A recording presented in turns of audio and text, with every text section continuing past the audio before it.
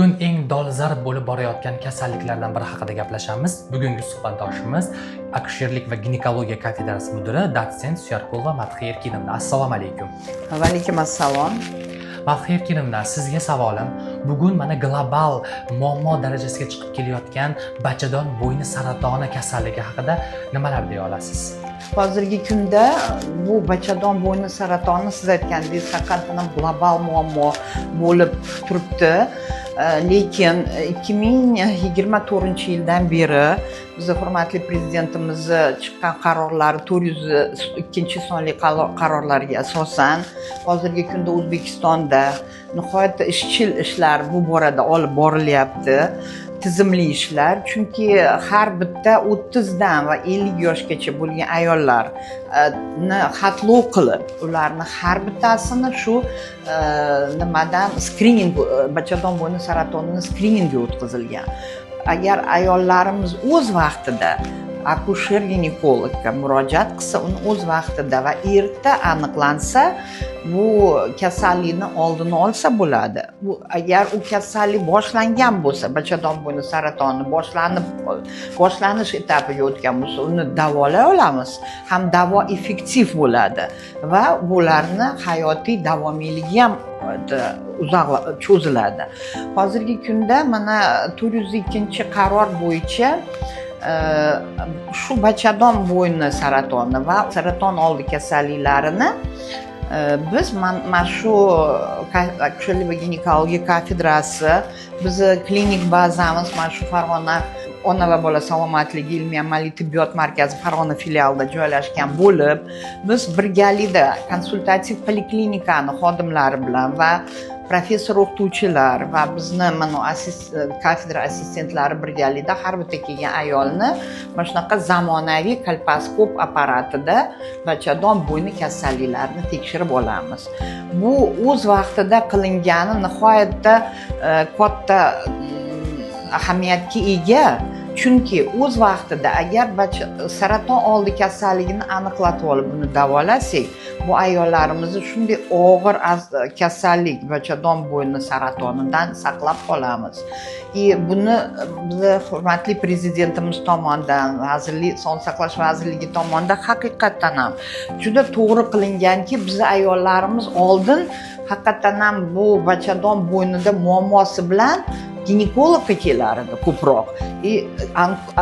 Onkologlarga borish, bizni ginekologlar onkologiyaga boring deb tavsiya qilar edi. Lekin hozirgi kunda asosiy vazifa va bachadon bo'yni saratonini erta vaqtlarida va bachadon bo'yni saratonini oldi kasalliklarni aniqlash bu akusher ginekologlarning zimmasiga yuklatilgan.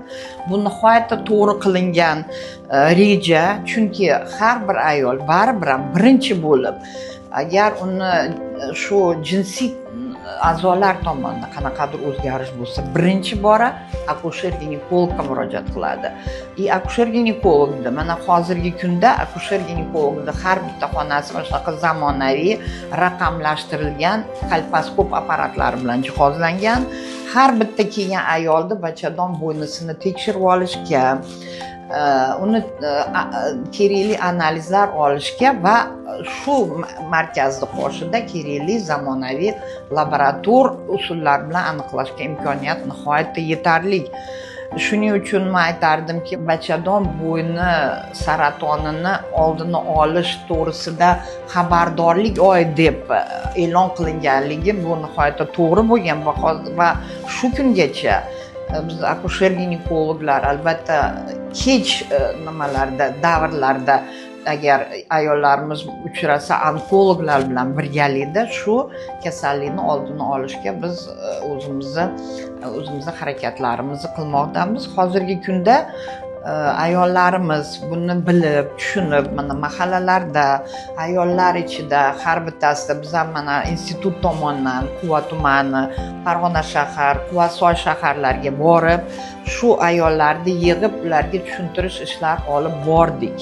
Ularni hammasini mana shu bizni konsultativ poliklinika, shu markaz qoshidagi poliklinikaga jalb qildik. Hozirgi kunda mana shu xona kolposkopiya xonasida har kuni 20tacha, 25tacha ayollarni 30-50 yoshdagi ayollarni biz mana shu tekshiruvdan o'tkazyapmiz. Bu tekshiruvni o'tkazgandan keyin bizni mana shu laboratoriyamizda PCR diagnostika o'tkaziladi. Bu agarda haqiqatdan ham mana shu bachadon bo'ynini rakini tashuvchi va shunga olib keluvchi va qo'zg'atuvchi virus bu papilloma virus. Bu isbotlangan, tibbiy isbotlangan